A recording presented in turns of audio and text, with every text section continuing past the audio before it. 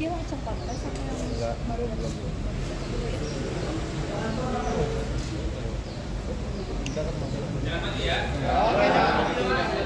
Lempar kamera Pak, maju Pak. Jadi terlihat bareng apa kapuskan.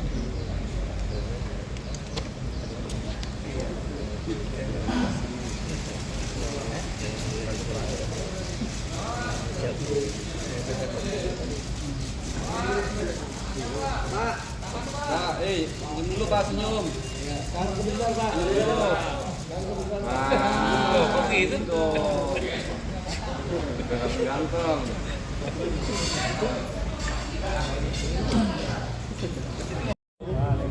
Selamat siang, menjelang sore, salam sejahtera untuk kita sekalian. Om Swastiastu, Namo Buddhaya, salam kebajikan, salam bahagia, salam sehat, rahayu untuk kita semua.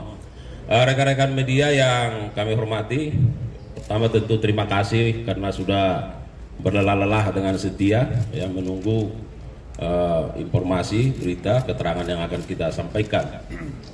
Pada kesempatan yang baik ini, kami akan menyampaikan update ya, terkait perkembangan penanganan perkara tindak pidana korupsi dalam tata niaga komoditas timah ya, pada IUP PT Timah 2015-2022. Yang pertama, bahwa pada hari ini Kamis tanggal 13 Juni 2024, penyidik pada Jampitsus telah menyerahkan tersangka dan barang bukti atas 10 orang tersangka di Kejaksaan Negeri Jakarta Selatan. Tentu diserahkan kepada penuntut umum yang ada di Kejaksaan Negeri Jakarta Selatan. Perlu kami sampaikan bahwa hal ini tentu memenuhi maksud dari pasal 139 KUHP, di mana dikatakan bahwa penuntut umum ketika menerima berkas perkara dan sudah nyatakan lengkap akan menentukan sikap apakah perkara ini dapat dilimpahkan ke pengadilan atau tidak. Dalam kaitan inilah maka penyerahan tersangka dan barang bukti, karena beberapa waktu yang lalu penuntut umum telah menyatakan berkas perkara lengkap, sehingga penyidik menyerahkan para tersangka hari ini dan barang bukti kepada penuntut umum di Kejaksaan Negeri Jakarta Selatan. Esensinya adalah bahwa tentu penuntut umum dengan momen ini akan melakukan penelitian terhadap para tersangka dan barang bukti yang diserahkan.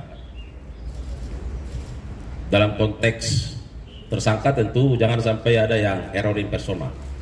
Jadi memitigasi itu apa yang tertera identitas dalam berkas perkara tentunya akan diteliti oleh jaksa penuntut umum dan disesuaikan. Demikian halnya dengan barang bukti, supaya tidak error in objecto, maka barang bukti yang diserahkan oleh penyidik itu akan diteliti oleh penuntut umum sesuai dengan apa yang terdapat dalam berkas perkara. Perlu kami sampaikan bahwa 10 orang tersangka tersebut yang diserahkan kepada penuntut umum hari ini, kami bacakan inisialnya.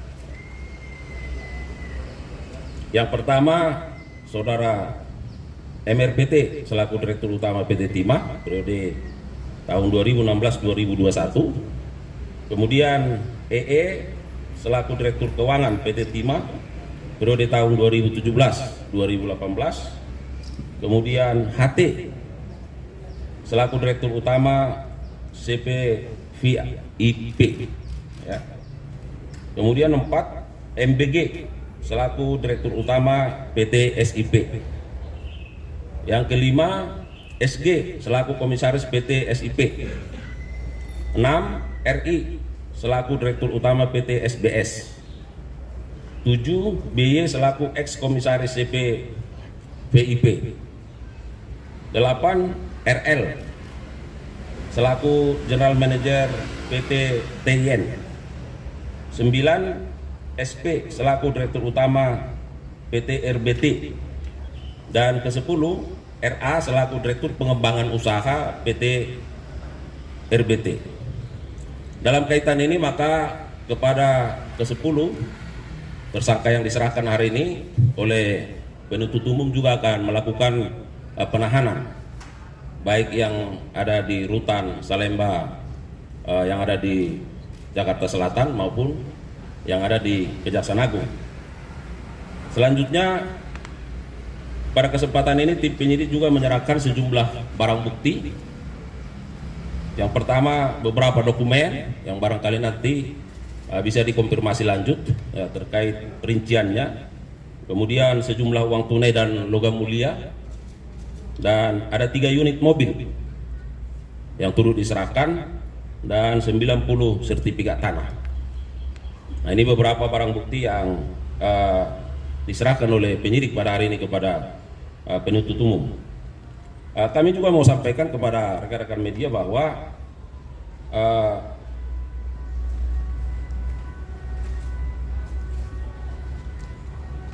terhadap tersangka SG, SP, dan RI diduga kuat juga melakukan tindak pidana pencucian uang ya, dengan cara menyamarkan hasil kejahatannya, antara lain mengirimkan dana kepada tersangka HM melalui PT QSE milik tersangka HLN dengan dalih dana corporate social responsibility, dan kedua melakukan pembelian beberapa aset dengan mengatasnamakan orang lain, sehingga kepada yang bersangkutan juga dikenakan selain pasal-pasal dalam Undang-Undang Tindak Pidana Korupsi, juga khusus terhadap tersangka SG, SP, dan RI disangkakan pasal 3 dan 4 Undang-Undang Nomor 8 tahun 2010 tentang pencegahan dan pemberantasan tindak pidana pencucian uang untuk pasal 55 ayat 1 ke 1 KUHP.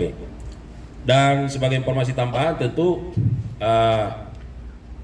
saat ini yang sudah diserahkan oleh penyidik kepada penuntut umum, tersangka ada sejumlah 13 orang, termasuk yang kemarin sudah sidang perdana di Pangkal Pinang, Bangka Belitung. Dan ada 9 orang lagi tersangka yang tentu kita harapkan dalam waktu dekat juga akan diserahkan oleh penyidik kepada penuntut umum, karena memang saat ini terhadap 9 orang dimaksud berkas perkaranya masih dalam rangka penyempurnaan, dan diharapkan dalam waktu dekat akan bisa dituntaskan dan diselesaikan. Saya kira itu rekan-rekan media beberapa informasi yang bisa kami sampaikan sebagai update dari perkembangan penanganan perkara tindak pidana korupsi terkait komoditas timah ini. Saya kira demikian. Silakan. Pak.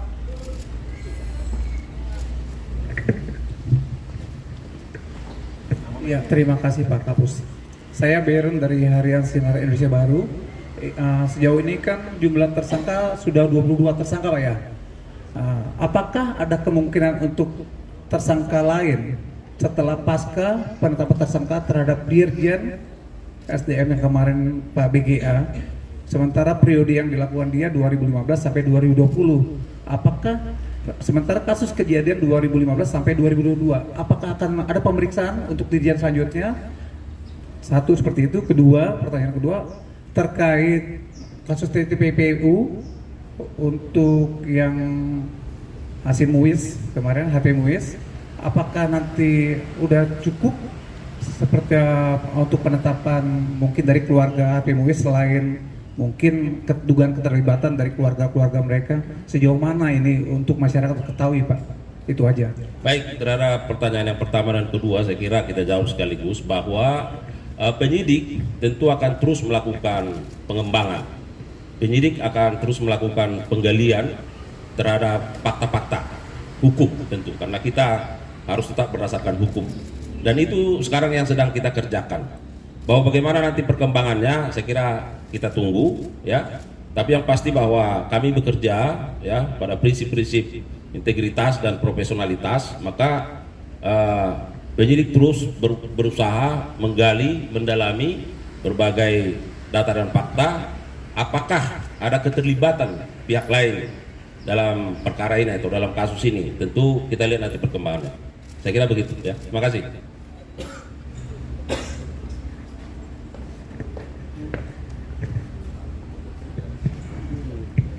Baik, mohon izin Pak, Rahmat dari Partai.com. Ada beberapa pertanyaan untuk perihal ini. Pertama, tadi disebutkan ada beberapa barang bukti yang diserahkan ke Kejari, diantaranya uang tunai dan logam mulia. Mungkin bisa dirinci untuk uang tunai yang diserahkan itu berapa dan logam mulianya itu berapa? Itu satu. Lalu kedua, untuk jaksa yang akan menangani ini, kira-kira ada berapa jaksa yang akan menangani? Lalu berhubungan juga beberapa waktu lalu juga dari pihak Kejaksaan Agung juga seperti kita ketahui sempat diteror oleh pihak Densus. Nah, lalu untuk jaksa ini dalam menyusun surat dakwaan nantinya dan memeriksa juga, apakah ada pengamanan khusus untuk para jaksa agar nantinya tidak ada intervensi dari pihak luar? Sekian. Baik, saya mulai dari yang kedua ya, supaya segar. Jadi yang pasti bahwa Kejari Jakarta Selatan yang punya otoritas ya. Namun berdasarkan informasi mungkin ada sekitar 30 jaksa yang akan dilibatkan dalam penanganan perkara ini. Tentu sifatnya gabungan Mas, baik dari Kejaksaan Agung maupun dari Kejaksaan Negeri Jakarta Selatan. Dan tentu terhadap semua jaksa yang menangani ini akan ada pengamanan khusus terhadap mereka. Dan itu sejak awal sudah kami lakukan ya. Karena bagaimanapun jaksa harus bekerja secara baik ya, khususnya dalam penyusunan surat dakwaan dan mempersiapkan segala sesuatu berkas perkara, karena beban pembuktian ada pada jaksa penuntut umum, sehingga person jaksa yang ditunjuk tentu harus betul-betul bisa bekerja dengan baik ya. Ya, mohon dukungannya saja ya. Yang kedua terkait dengan detail dari barang bukti uang maupun logam mulia, saya kira nanti bisa karena ini menyangkut angka-angka ya, bisa dicek kembali kepada pihak Kejaksaan Negeri Jakarta Selatan. Pasti ada rinciannya ya. Saya kira begitu ya. Ini ada lagi Pak. Lagi ya. Terakhir ya Pak. Terima kasih, saya Didi dari Koran Berita. Pak, mau nanya ini kan tahap kedua untuk jilid kedua lah. Tersangka sebelumnya kan Tamron 3 orang kemarin ya? 2. Oh 2, sama sekarang 9. Apakah dalam pelimpahan nanti ke berkas para pengadilan, apakah sekaligus nih 11 ini sekaligus atau yang mana dulu Pak? Karena yang sedang disusun itu surat dakwaannya apa kedua, apa yang pertama dulu apa yang kedua, apa sekaligus nanti dilimpahkan gitu Pak? Terima Ya, terima kasih. Jadi saya kira nanti ada strategi penuntutannya ya, dan itu juga menjadi otoritas dari Kejaksaan Negeri Jakarta Selatan. Tapi yang pasti bahwa satu berkas perkara itu sudah disidangkan kemarin di Bangka Belitung. 2 perkara ini sedang disusun surat dakwaannya, dan 10 berkas perkara yang sudah dilimpah tahap 2 hari ini sedang dilakukan penelitian. Ini akan terus digodok oleh tim jaksa penuntut umum. Apakah nanti pelimpahannya dilakukan sekaligus atau sesuai dengan tahapan yang sudah dilakukan, barangkali strategi penuntutannya akan diserahkan kepada Kejaksaan Negeri Jakarta Selatan. Tapi yang pasti bahwa tentu ada limitasi waktu yang dimiliki oleh jaksa ya dalam penanganan ini, karena kepada para yang bersangkutan itu kan dilakukan penahanan. Saya kira begitu ya. Terima kasih. Ya, ini soal penahanan. Jadi kalau penuntut umum kan punya 20 hari bisa diperpanjang. Ancamannya ini di atas 9 tahun, bisa lagi diperpanjang. Tapi nanti kita lihat, kita mau bahwa ini cepat supaya masyarakat bisa mengkontes, melihat, dan ada putusan yang tentu pasti ya. Kita lihat. Oke? Sedikit lagi, saya dari Tribun Pak. Mohon izin Pak. Cek, mohon izin Pak, saya Aci dari Tribun. Pertanyaan saya satu, kan sekarang total tersangka plus terdakwa 1 orang itu ada 23 jadi totalnya Pak ya di kasus Timah ini. Nah, sejauh ini kan dari berbagai kalangan masyarakat itu banyak gejolak-gejolak yang timbul Pak terkait perkara ini, termasuk diantaranya akan ada yang mengajukan pra peradilan terkait dengan penanganan perkara ini. Katanya ada yang pemilik manfaat terbesarnya itu belum ditindaklanjuti oleh pihak Kejaksaan Agung. Nah, jadi menyikapi hal itu seperti apa Pak? Karena secara spesifiknya kalau dari pra-peradilan yang akan diajukan itu terkait dengan sosok yang katanya dibalik Harvey Muiz yang berinisial RBS itu, yang ngelinknya nanti katanya ke jenderal itu. Nah, dari Kejaksaan menyikapinya seperti apa?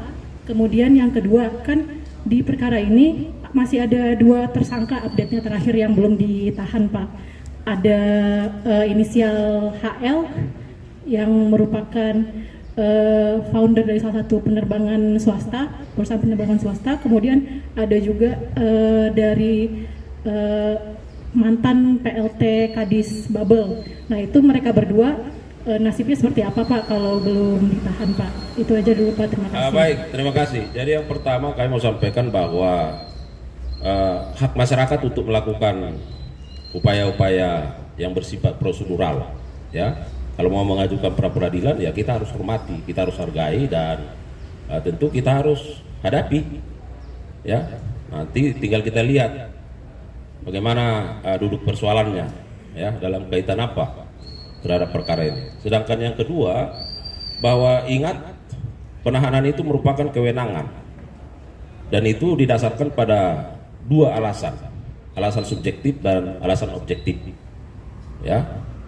Nah, tentu penyidik melihat kepada 2 alasan ini, sehingga barangkali terhadap 2 orang tersebut masih belum dilakukan penahanan. Nah, tapi kita belum melihat nanti seperti apa, ya, kedepannya seperti apa. Nah, inilah yang terus kita update, kita monitor kepada penyidik, kira-kira bagaimana tindakan-tindakan sesuai apa yang sudah ditanyakan tadi. Saya kira begitu, ya. Oke, makasih ya.